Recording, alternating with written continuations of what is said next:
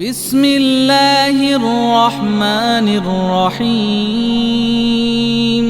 والتين والزيتون وطور سينين وهذا البلد الأمين لقد خلقنا الإنسان في أحسن تقويم ثم رددناه أسفل سافلين إلا الذين آمنوا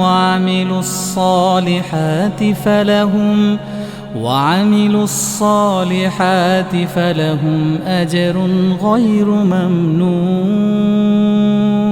فما يكذبك بعد بالدين